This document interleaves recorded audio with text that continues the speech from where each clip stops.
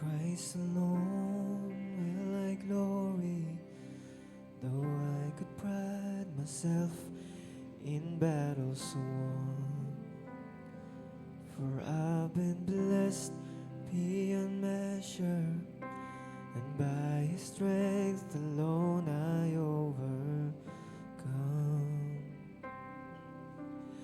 Oh, I could stop and count successes like diamonds in my hands, but those trophies could not equal to the grace by which I stand. In Christ alone I place my trust and find my glory in the power of the cross. In every victory, let it be said of me, my source of strength, my source of hope is Christ alone.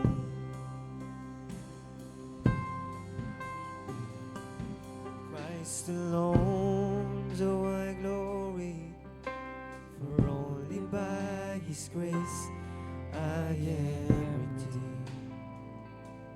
And only His tender mercy can reach beyond my weakness to my healing.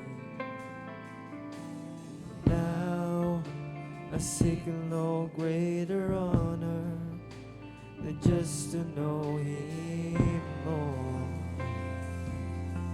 than to count my gifts but losses to the glory of my Lord. In Christ alone I place my trust and find my glory in the power of the cross. In every victory, let it be said of me, my source of strength, my source of hope. In Christ alone I place my trust, find my glory in the power of the cross. In every victory, let it be said of me, my source of strength, source of hope. In Christ alone I place my trust and find my glory in the power of the cross.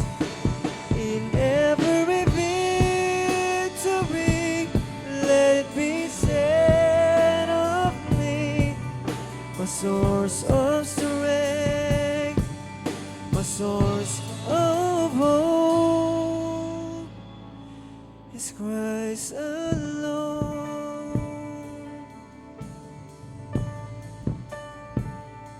In Christ alone.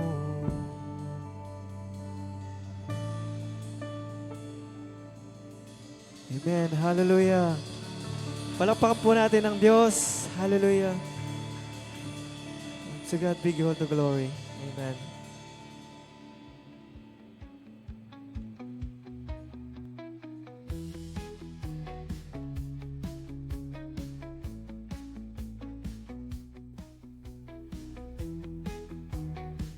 Amen.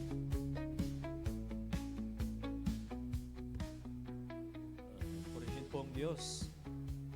Mga announcement po, 2 weeks from now, ay magkakaroon po tayo ng ating Christmas party. Ano po? Tingnan ko yung minutes of the meeting namin. Dapat pala 5 o'clock nandito na tayo. Pwede po. So 5 o'clock ay dapat makapag-start na po tayo. para hindi po tayo gaanong gabihin. Of course, yung mga gustong magstay, ano po. Pero kaya pala ganon ay yung Monday ay mayroong pang pasok. Ano po. Kasi ang 14 ay holiday usually sa Concepcion. Pero nataon ang 14 po ay Sunday. Ano po. So yun pong mga gusto na magbigay ano po ng mga ipaparaffle, welcome po. Kung gusto niyo magbigay ng cash, ano po, o kaya mga appliances, kagaya po ng mga aircon, mga ganyan. Welcome naman, mga ref. Welcome naman yan, naibigay tapos iparaffle natin. Ano po. Pagkatapos po yung mga men, ano po ay men, women, every department ay nagkokolekta po yan ng kanilang mga para po sa pagkain natin. Ano po.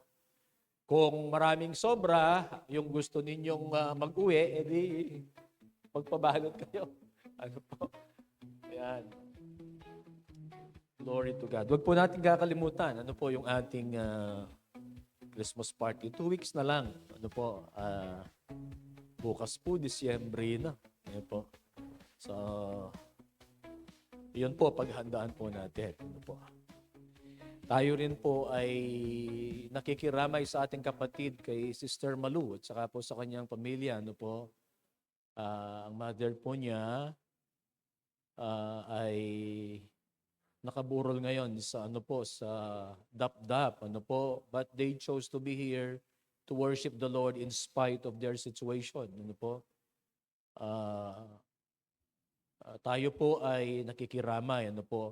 Bukas ng gabi,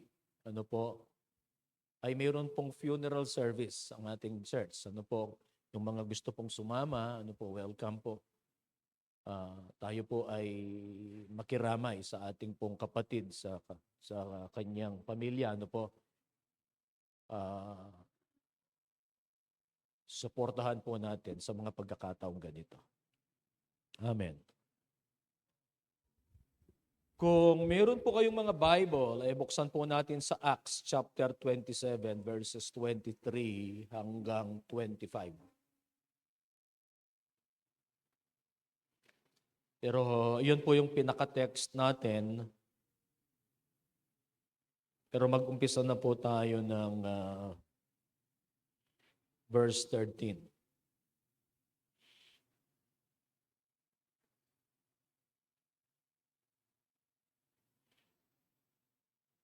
Nakita na po ninyo. Acts chapter 27 verses 23 or 13 up to 26.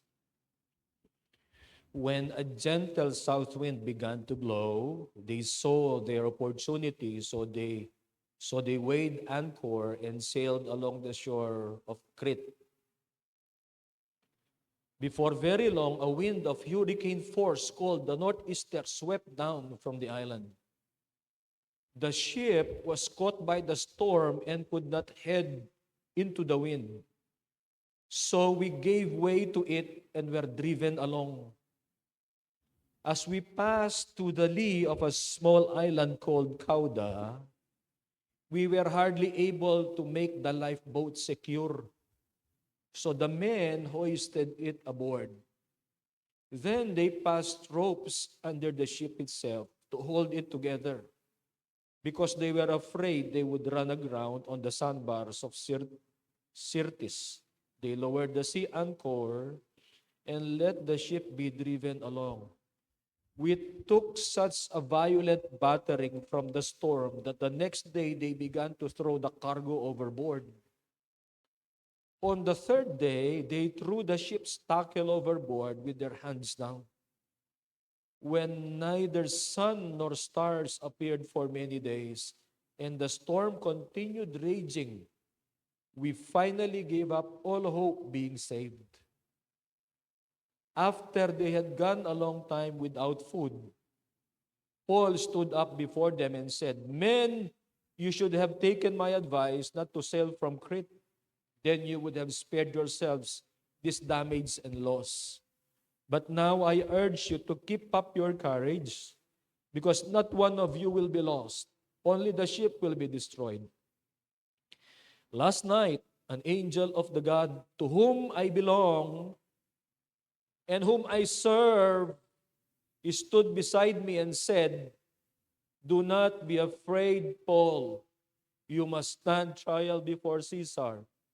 And God has graciously given you the lives of all who sail with you. So keep up your courage, men, for I have faith in God that it will happen just as He told me. Nevertheless, we must run aground on some island.'" Tayo po'y manalangin. Nagpapasalamat kami, Panginoon, sa pagkakataon pong ito na inyo pong ibinigay upang kami, O Diyos, ay magbigay ng papuri at parangal, pagsamba at pagdakila sa iyo. Inihiling namin, O Diyos, ang inyo pong pangunguna, ang inyo pong patnubay sa amin. Inihiling namin, O Diyos, ang banal na Espiritu ay kumilos sa aming mga puso. Magsalita ka, Panginoon, sa pamagitan ng mensaheng ito. Inihiling namin, O Diyos, na ang aming mga buhay ay maging bukas kung ano ang iyong itinuturo, kung ano ang gustong ipaabot mo po, Panginoon, sa amin ngayong umaga. Dalangin namin na may pangaral ang iyong mga salita na mayroong kapangyarihan. May pangaral ito ng tama at ayon sa iyong kalooban para sa iyong mga anak. We worship you, Lord. We thank you, Lord. This is what we pray in Jesus' name. Amen.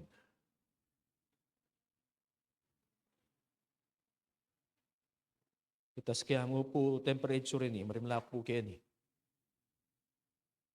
Itas kaya temperature. Life brings storms.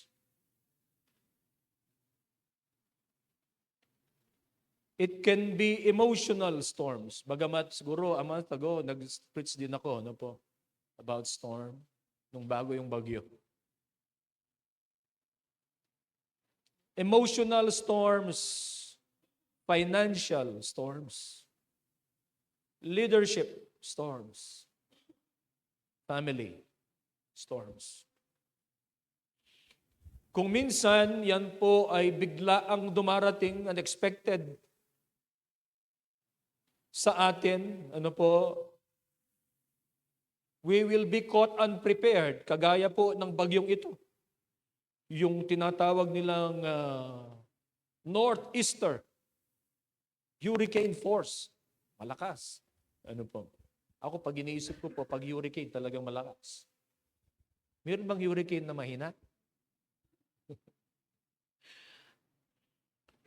Storms, they come suddenly. At kung minsan, yung mga storms of life na to, feeling natin endless. Parang hindi matatapos. Lalong-lalo na if we are in the middle of that storm. Ma-overwhelm po tayo kung minsan, habang yung lakas, kasi ito, sa dagat sila eh. Imagine, tayo nga kung minsan ay nandirito na sa lupa, natatakot pa tayo dyan sa mga malalakas na hangin. Sila nasa gitna po ng dagat at nandun po sila sa ship.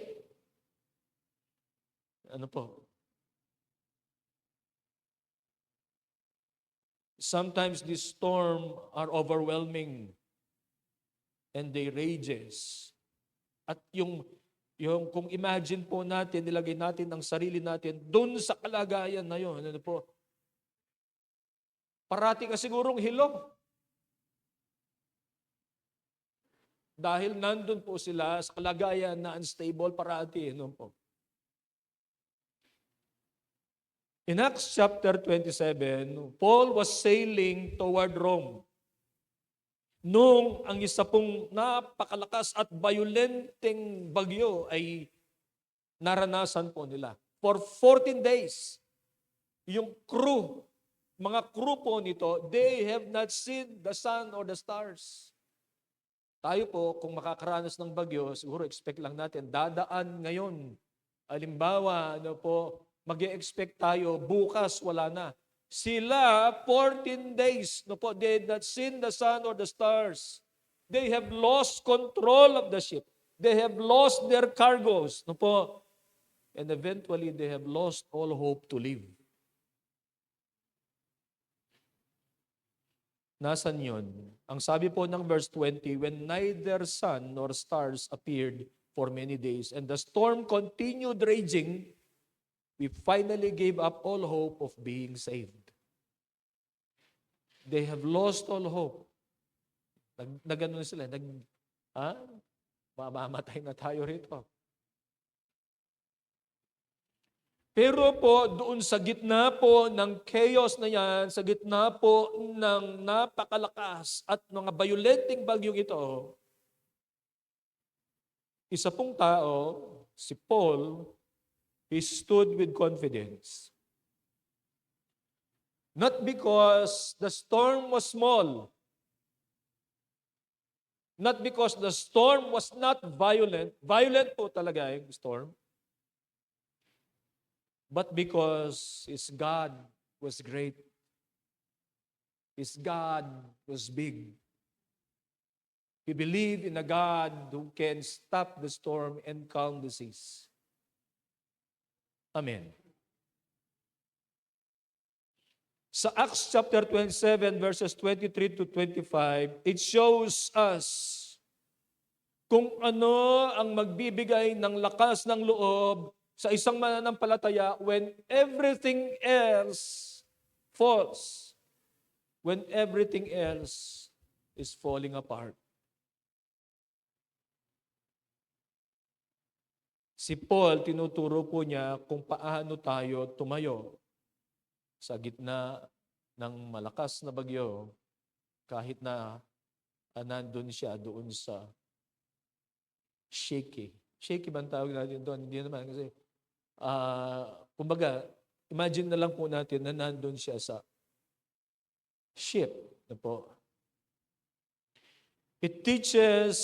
teaches us to stand in the storm, not just for ourselves, but for others around us. Kasi tingnan po ninyo, mag-advance lang ako ng konti. Ang sabi ng Diyos sa kanya o ng angel na inutos ng Panginoon sa kanya,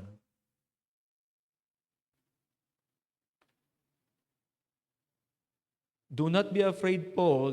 You must stand trial before Caesar, and God has graciously given you the lives of all who sail with you. Bakit naligtas yung mga nandun sa loob ng bangka o doon sa ship? Kasi sabi niya, and God has graciously given you the lives of all who sail with you. Naligtas sila, yung mga nandun po sa nakasama niya, doon sa ship na yon, because of his faith.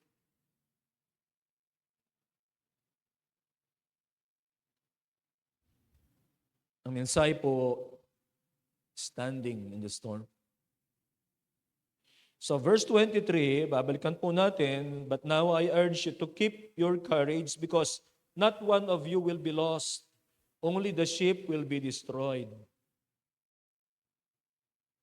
Sabi niya, last night, an angel of God to whom I belong and whom I serve stood beside me.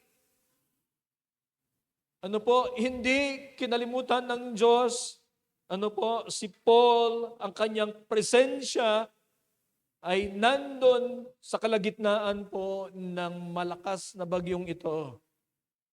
Ang Diyos, kita tayo. Nakikita po ang ating mga nararanasan. Ang ating mga hinagpis, yung pangangailangan natin ng tulong. Kita ng Diyos, alam ng Diyos, ang sabi po ng Psalm 46 verse 1, He is an ever-present help in times of trouble. Ang sabi po ng binasa natin, ano po, hindi nila nakita sa loob ng 14 days, ano po, yung they have not seen the sun or the stars. Parang wala silang magiging guide, ano po. Ang katunayan po ay ah, ah, kung saan sila dadalhin ng alon, doon na lang sila.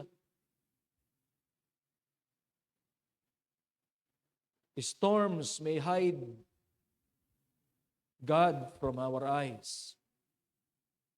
Minsan dahil po sa mga nararanasan natin, mga problema, mga trahedya ng ating mga buhay, they may hide God from our eyes. Di natin makikita natin yung raging storm. But the Lord sees us. These storms, they cannot hide us from God. God sees us. Alam niya, kilala niya. Alam niya ang gagawin niya. Ano po? Ang mga sailor, ano po, they could not see the stars. But God saw Paul. Kita niya. Alam niya ang nararanasan ng kanyang anak. Ano po? Nung pong last na nangaral ako, of course, different context. Ano po? Nabanggit dito, God may not remove every storm. In fact, tayo pong lahat ay dadaan sa mga storms of life, but He stands with His people. Nandyan po siya. The Lord will always be there. His name is Jehovah Shammah. The Lord is there. He is for you. Ang assurance po natin ay ito.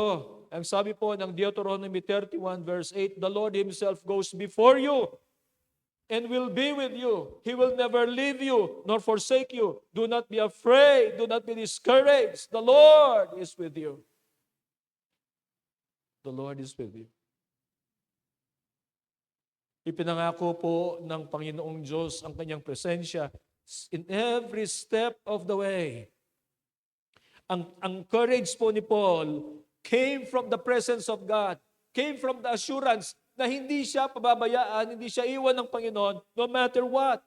Kahit na ano maging circumstansya po niya, ang nagbibigay ng assurance sa kanya at tapang sa kanya ay ang presensya ng Panginoon.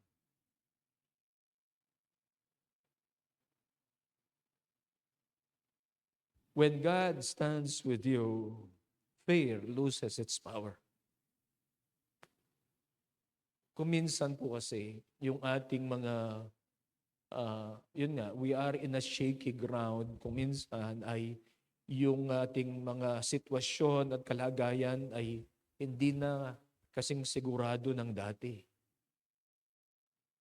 Kuminsan dadaan tayo sa mga doubt because of that overwhelming power ng mga circumstances natin. But when God stands with you, the circumstances, fear, whatever it is, loses its power in the presence of God. Amen. Paul has a reason to fear. They have all the reasons to fear. Nandun po sa kalagitnaan po ng nakasakay sila sa barko at napakalakas po ng bagyo at for 14 days, ano po, ay gano'n ang kanilang nararanasan. Imagine yung 14 days. Nandun ka, hindi mo, puro madilim ang nakikita mo. Puro, siklot ba ng hangin?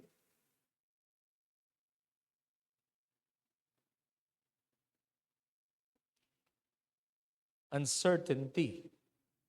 Uncertain po. Paul has reason to fear, but God's presence and message, ano po, message ng Panginoon, karoon siya ng message sa Panginoon, kaya na-sustain po niya ito. Hallelujah. Sa mga krisis po, pray for awareness of His presence. Ulitin ko po. Kasi maaring yung mga circumstances natin ay mabalot po Hindi natin makita ang kapangyarihan ng Diyos, hindi natin makita ang Diyos. We pray for awareness of His presence more than we pray for the storm to end. Pray for His presence. Sapagkat kung nandun ang presensya ng Panginoon, kahit na gaano kahaba ang krisis na yan, mananagumpay po tayo. Amen.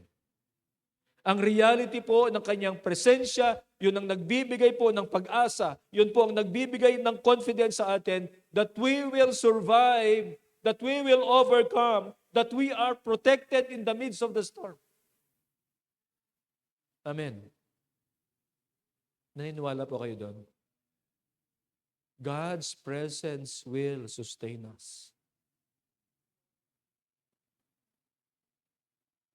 Sa verse 23 po, sabi niya, last night, an angel of the Lord, to whom I belong. To whom I belong. Where do you belong? Ang alam ko noon, ng Channel 7, meron siya, yung station ID niya, parang GMA, where you belong. Where? Tagwin natin, saan ka? Where do you belong?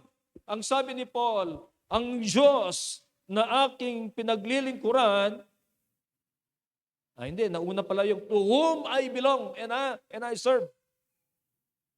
Yun po ang identity natin sa Diyos. Our identity secures our confidence. Ang confidence natin ay hindi po nanggagaling doon sa ating kakayahan. Ano po?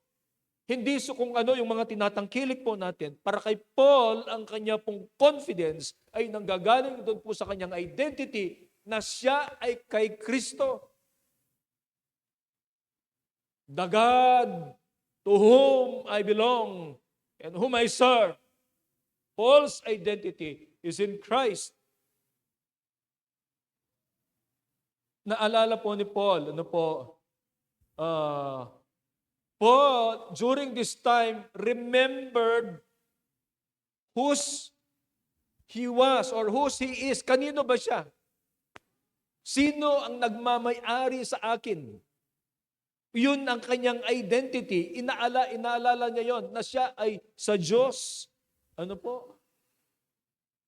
Sa mga panahon na tayo po ay dumaranas ng mga pagsubok ng buhay, alalahanin natin yung ating identity sa Diyos tayo. Amen. Alam niya kung kanino siya, kung sino ang nagmamay-ari sa Kanya. At dahil po doon, alam niya ang kanyang identity na siya ay kay Kristo. Yun ay nagbigay sa Kanya ng kapayapaan, ng stability ng kanyang puso. Ang kanyang pananampalataya. Identity in Christ produces stability ng puso natin. Stability ng pananampalataya natin. You belong to God. Yun ang identity natin. Sa Diyos tayo, you belong not to fear, not to failure, not to the circumstances that we have. You belong to God. Ang identity po natin kay Kristo, tayo ay tanggap, tayo ay pinatawad. Tayo ay may buhay na walang hanggan. Yun ang identity natin. Ang ministry o ang buhay, it becomes exhausting when we forget our identity.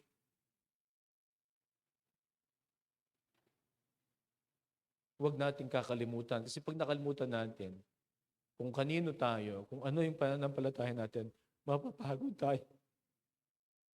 Mawawalan tayo ng pag-asa, kagaya po nung una na ang sabi nila, we finally give up all hope of being saved. Ang sumulat po nito, si Luke, di ba? Kasama si Luke dito. Kasi babasahin mo, ang ginagamit niya, we. Kasama siya sa panahon na ito. Ministry and even life can be exhausting when we forget our identity. Don't forget that. Yung confidence natin, o yung confidence po ni Paul, flowed from his relationship with Jesus. Dapat ganun din tayo, that our confidence is or should flow from our relationship with Jesus. Nagbibigay ito ng kapahingahan sa atin. Nagbibigay ng assurance kapag alam natin pagmamay-ari tayo ng Diyos. Sinabi po yan, ano po sulat ni Paul, mayroong seal of God's ownership. Ang Holy Spirit, nabi niya yon, no? The seal of God's ownership in us. Pagmamay-ari tayo ng Diyos. Ano po? Huwag tayong aalis doon. Yun ang identity natin. Ano po? Alalahanin po natin. Remind yourself always, I belong to God. I serve Him. He will take care of me. He loves me. Amen. Pangatlo po, sa verse 24, and said, do not be afraid, Paul. You must stand trial before Caesar, and God has graciously given you the lives of all who sail with you. Do not be afraid. Ang mga pangako po ng Diyos ay totoo. Ang pangako po ng Diyos ay reliable. They can be trusted. Ang sabi po ng Numbers 23 verse 19, God is not human that He should lie. Does He speak and then not act? Does He promise and not fulfill? It's a rhetorical question. Nangako ang Diyos, hindi ba niya gagawin? Magsasalita pa siya at hindi siya mag-a-act doon sa kanyang ginawa o sa kanyang sinabi, hindi ba niya gagawin? Ano po? Ang storm o yung kalagayan po nila, ang sinasabi ng kalagayan nila, ano po, sa bawat araw ay siklot ng alon, ano po, at marahil hilo sila. Nahihilo na sa bawat araw. Hindi makatulog, hindi makakain. Paano kakain at matutulog? Doon sa para kang sigurong para kang iniit sa parati. Imagine their situation. Ano po? Sinasabi po ng kalagayan nila, mamamatay kayo. Wala nang pag-asa, Ken. The storm said, you will die. Their situation said, you will die, you will all die. Ala ko pag-asa, Ken. But God said, you will live. Yan ang paniwalan mo.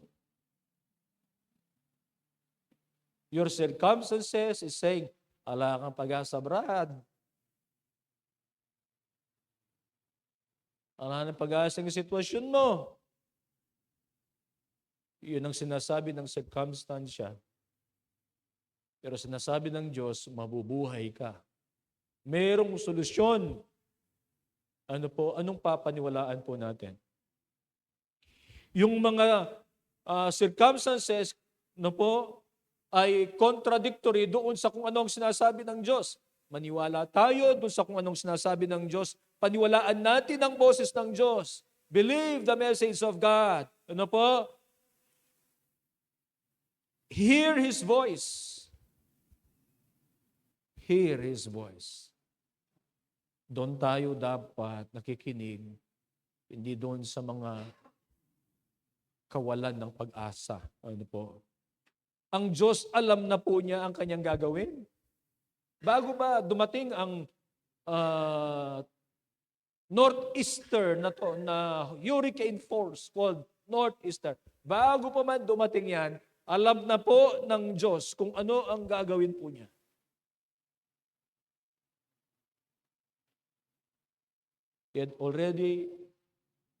He had a plan already. Nung ang mga crew doon po sa ship na yon ay nagpapanik, hindi alam kung ano ang gagawin, God already knew what to do. He knows what to do when we do not know what to do. Amen.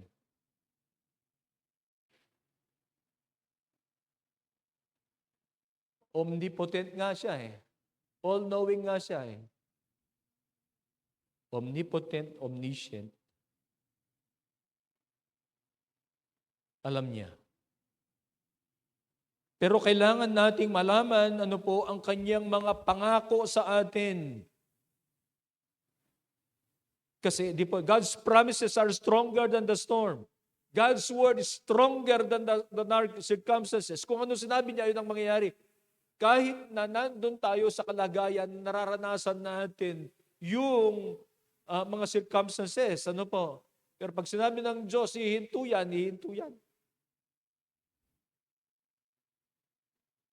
He knows what to do when we do not know what to do.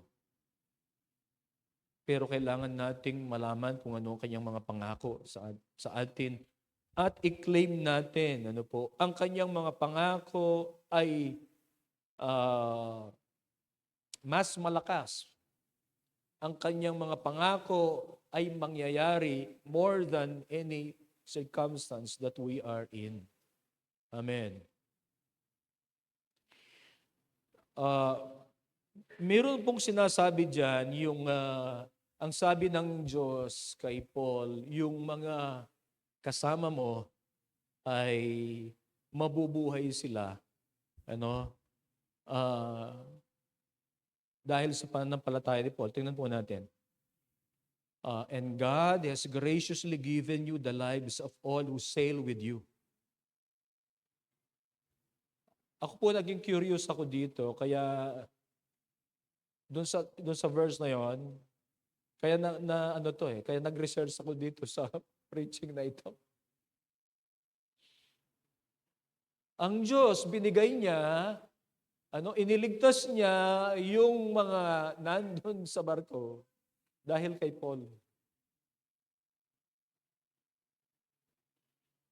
Madalas, God uses one person's faith to bless many. Hindi niyo po alam ang inyong pananampalataya sa Diyos ang naging dahilan upang ang inyong mga mahal sa buhay ay maligtas. Hindi lamang po dahil sa kanilang pananampalataya sa Diyos, kundi mayroong mga instances marahil that the Lord has saved them because of your faith, as in this case. He uses our faith to bless others. O kaya, ingatan niya. Halimbawa, tayo sa isang pamilya, tayo mananampalataya. Tayo po ay nananampalataya sa Diyos. Mayroong nagtitiwala sa Diyos. Doon sa pag-iingat ng Diyos sa atin, sama sila na, ang tawag dito, ilaman, proteksyonan ng Diyos. God uses one's faith to bless many. Dahil po kay Paul, ang buong barko na yon ay nakatanggap po ng biyaya ng Diyos. Lahat sila nabuhay. Of course, alam natin nasira po yung barko, Pero kasi sabi na ni Paul, meron siyang revelation sa Panginoon. Sabi niya, huwag kayong mag-sail. Kaya binanggit din po niya ito eh. Yung sabi niya, men, you should have taken my advice not to sail from Crete. Then you would have spared yourselves this damage and loss.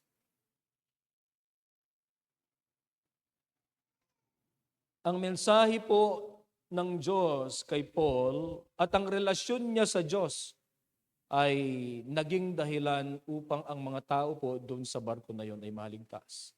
They were blessed, they have benefited doon po sa faith o pananampalataya ni Paul at sa kanyang pagtitiwala sa Diyos.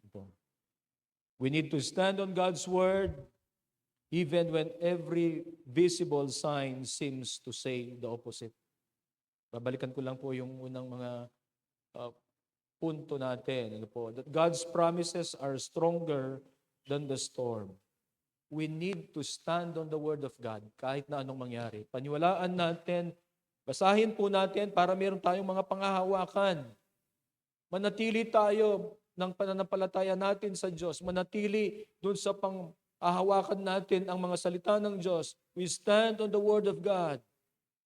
Kahit na yung circumstances natin, it says otherwise, mangyayari po kung ano ang sinasabi ng salita ng Diyos. Amen. Believe. Believe the Word of God. Pang-apat po, faith speaks courage, not fear. So keep up your courage, men, for I have faith in God that it will happen just as He told me. Tingnan po ninyo yung pananampalataya ni Paul. He is in the midst of a violent storm. Nandun din siya. Ano po? Pero sabi niya, mangyayari kung ano ang sinabi ng Diyos sa akin. Great faith na meron po siya. Ano po? Ang pananampalataya po ay ito. Pinipili mo ang boses ng Diyos, ang mensahe ng Diyos, doon sa gitna ng anumang malakas na bagyo. Pinipili mo kung ang boses ng Panginoon na meron ka, mensahe ng Diyos sa iyo, kahit na ano ang nangyayari sa kapaligiran mo, at kahit na otherwise, kahit iba ang sinasabi ng sitwasyon mo, naniniwala ka na mangyayari ang iyong pananampalataya. It's choosing God's voice over the storm's noise and chaos. Listen to the voice of God. We must keep the faith in the midst of any crippling circumstance. Let us continue to proclaim the message. Tayo, ano po, bilang mga mananampalataya, proclaim the message. If we are in the midst of the storm, ano po, proclaim the message sa buhay mo. You proclaim the message doon po sa circumstance mo. Let us believe. Choose to believe the Word of God. Ano po? Real leaders speak courage when others lose hope. Binanggit po leader dito kasi si Paul, ano po, siya yung ano dito, nagsasalita, ano po. Tayo, we should speak courage sa mga nawawalan ng pag-asa. Sa mga tao na kung minsan ay overwhelming yung kanila pong kalagayan, we must speak courage. We must give hope through what we say and through our lives. Ano po? Let us speak mga salita na nagbibigay buhay. Ano po? Alam natin, ang salita ng Diyos ay nagbibigay buhay. Huwag tayong matakot na sabihin ang salita ng Diyos. Ano po? Sapagkat hindi naman tayong nagbibigay ng encouragement, hindi naman tayong nagbibigay ng buhay, ang salita ng Diyos.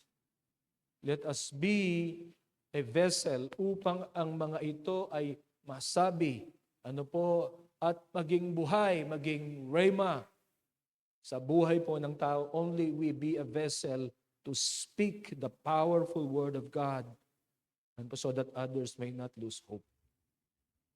Amen. Sa pamamagitan po ng pagsasalita ni Paul, sabi niya, do not be afraid, Paul, you must stand trial before Caesar, and God has graciously given you the lives of all who sail with you. Ano po yung makikita natin dito? God can use us to give hope and encouragement to others.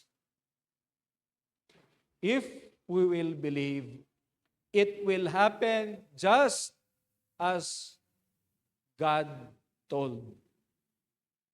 Dapat paniwalaan natin yun. Ano po, malakas ano natin.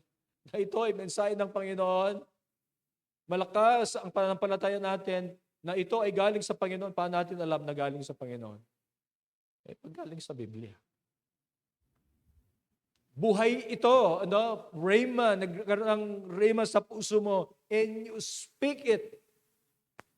You say it. And you believe it will happen just as what God has told you.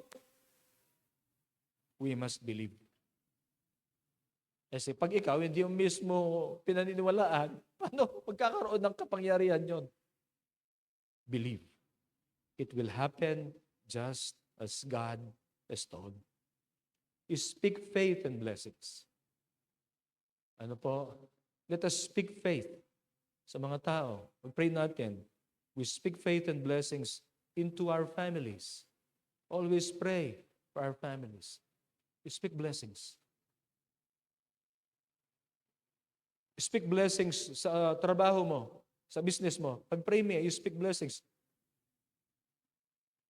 Lalago ito. Mapopromote ako. Mga ganun. By the grace of God. You speak faith and blessings. Your family, your work.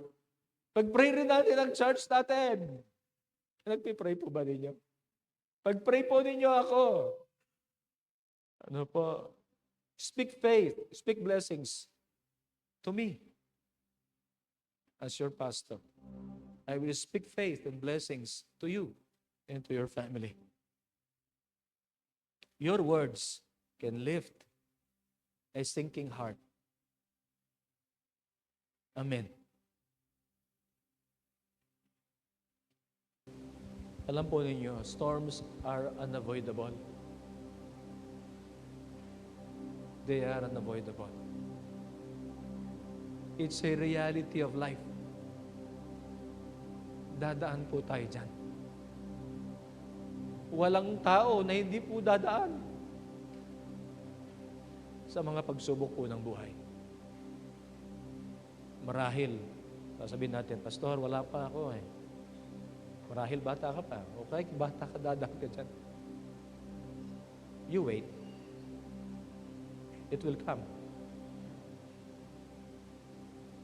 Pero hindi ibig sabihin na tayo po ay magugupo ng mga ito. Storms are unavoidable.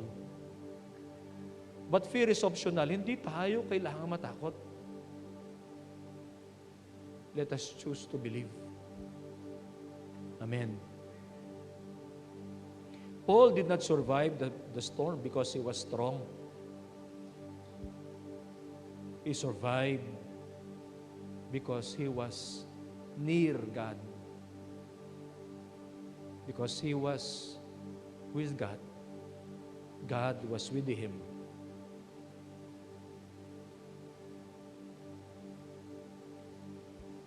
When the waves rise and the winds and the wind howls, hindi blow, kundi howl, yung mga malakas yung hangin ng buhay natin. Tandaan po natin, ang presensya ng Panginoon, He stands with you. He is with you. Do not forget that. The Lord is with you. Pangalawa po, you remember your identity. Kanino ka ba? Sino ba ang Diyos mo? Remember where you belong. You are God's. You have a seal of identity. Sinabi po yan ng Biblia. Sa Diyos ka. You belong to Him. And because of that, God will protect you. Remember His promise. It will happen just as what He said. It will happen just as what He said. Hindi po magkakabula yan. Mangyayari po ang sinabi ng Diyos. Paniwalaan natin ang kanyang mga pangako. Hindi ka iiwan, hindi ka pababayaan. Nandyan po siya. He's just a call away, a prayer away. Remember to speak courage, speak faith, have faith. Because faith can steady an entire ship. It can steady the raging emotions in you.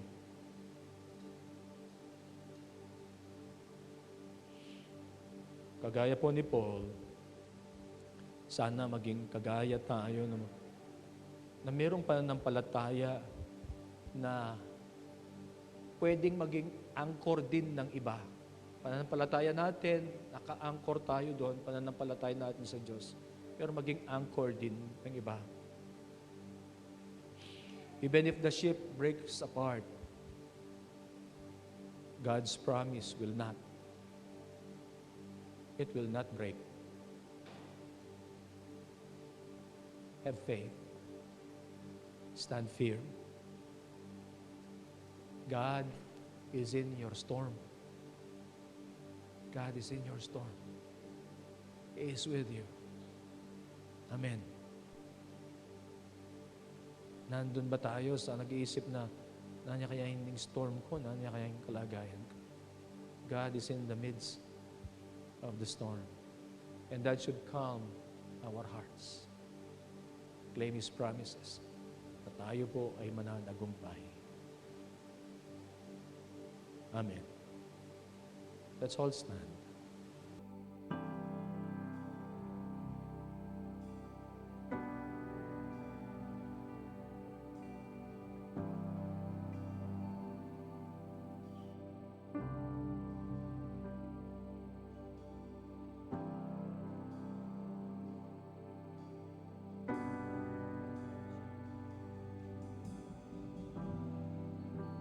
Worthy of every song we could ever sing. Worthy of every praise we could ever bring. Worthy of every breath we could ever breathe. We live for you. Oh, we live for you.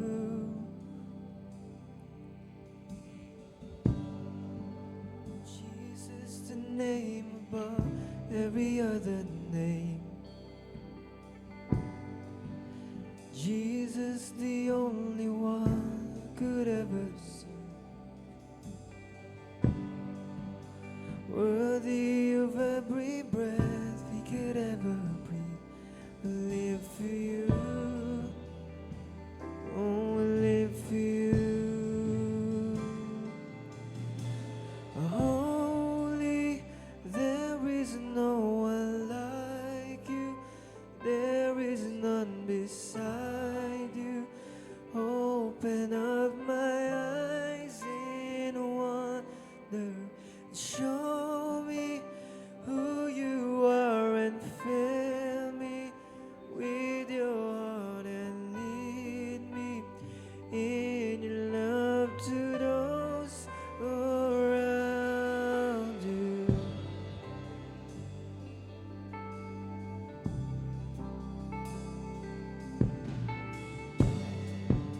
Jesus, the name above every other name. Jesus, the only one who could ever save. Worthy of every breath we could ever breathe. We live for you. We live for you. We live for you.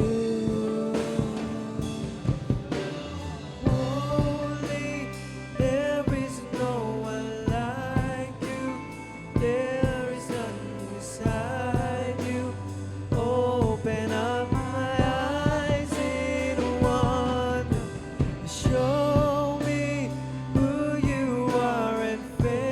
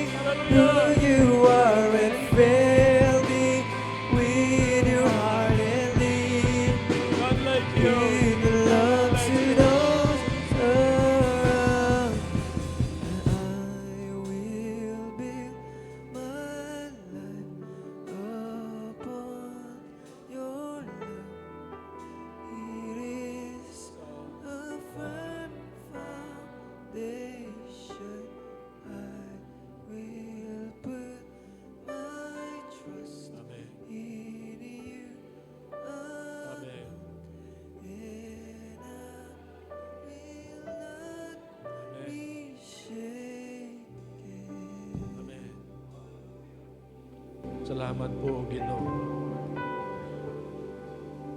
Yung presensya mo, Ginoo. Aring biyemi.